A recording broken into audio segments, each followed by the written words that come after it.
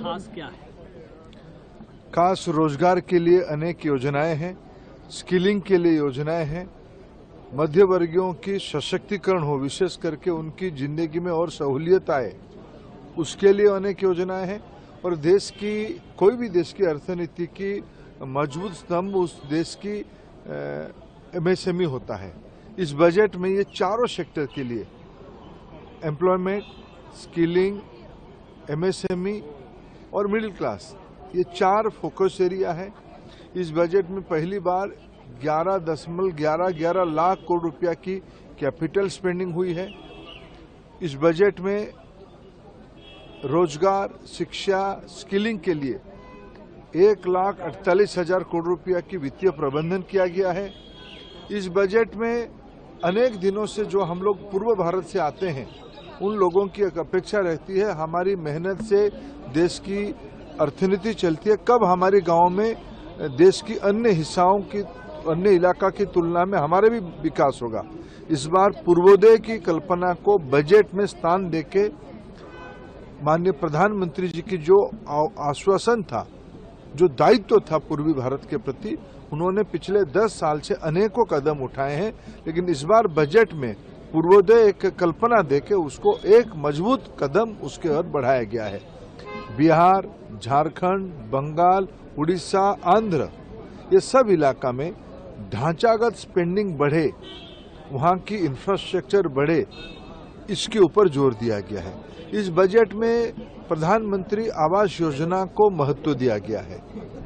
मुद्रा लोन में जो सेकेंड लेवल है, उस पर जोर दिया गया। उसमें देश की अर्थनीति ट्रिकल डाउन इम्पैक्ट की तरफ नीचे, अर्थनीति के जो एकदम नीचे पायदाने पे जो स्टेक होल्डर है, वो भी उसकी लाभार्थी हो पाएगा, उसको और मजबूती से आगे जा पाएगा।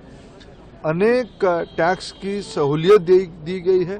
ये सारे को मैं तुलना करूं, इस बजट देश में नया रोजगार सृजन करेगा।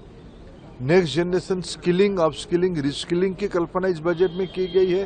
1000 ITI को देश की इंडस्ट्री के साथ मिलके 21st सेंचुरी रिक्वायरमेंट के लेवल पे उसको तैयार किया जाएगा।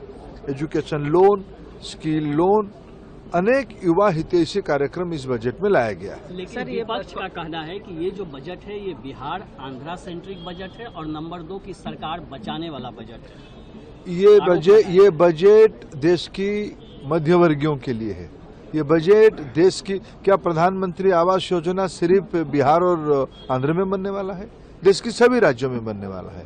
मुद्रा लोन के लाभार्थी क्या चंद राज्यों में होंगे या देश भर में होंगे? स्वनिधि देश की गरीब स्ट्रीट हॉकर्स के लिए, स्ट्रीट वेंडर्स के लिए उपलब्ध है। क्या सिर्फ कुछ राज्यों में रहेगा या पूरा देश में रहेगा? विपक्ष एक नकारात्मक मानसिकता से गुजर रहा है। विशेष करके कांग्रेस पार्टी लगातार तीसरी बार फेल हुई है। इसकी हताशा उनको सब चीज में दिखता है। इस बजट को मैं स्वागत करता हूं। सर, इंटर्नशिप की एक नई योजना आई है, उसमें 1 करोड़ युवाओं को उसका लाभ मिलेगा, लेकिन कांग्रेस का कहना है कि ये उसका जो मैनिफेस्टो था उसको कॉपी किया है। चिदम्बरम जी ने इस पर ट्वीट भी किया है। देखिए, फाइनली किया तो हमने ना, लोगों ने आपको तो मौका नहीं दिया। आप कई सारा आपने पीढ़ी दर पीढ़ियों तक आपने कई बात को कहते रहे। आपको लोगों ने, पिछले में कह रहा हूं ना, कांग्रेस पार्टी तीसरी बार फेल हुई है, इसलिए तो नाम अभी कटा लेना चाहिए। चिदम्बरम साहब नाम कटा के और कहीं स्कूल में दाखिला करनी चाहिए।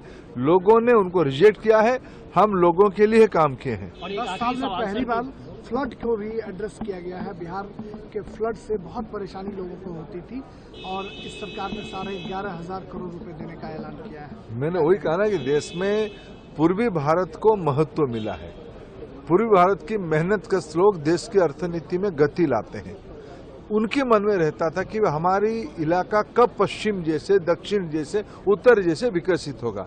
इस बार बजट की जो आउटलाइन है, जो एक टेम्पलेट बनाई गई है, पूर्वोदय, और इस विषय को मैं तो सौभाग्यशाली हूं, उस पहला मीटिंग का मैं साक्षी हूं।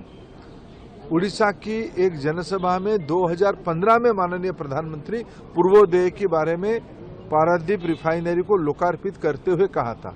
वो उसमें निरंतर कहे, पूर्वोत्तर भारत के बारे में कहें, पूर्वोदय के बारे में कहें, अरे सारे, सिर्फ बिहार में फ्लड कंट्रोल की बात नहीं कही, उन्होंने आसाम को भी कही। ये सारे लंबे समय की मांग होती थी उस इलाके की, भारत सरकार ने इस बार उसको प्राथमिकता और दी है। आखिरी सवाल सर,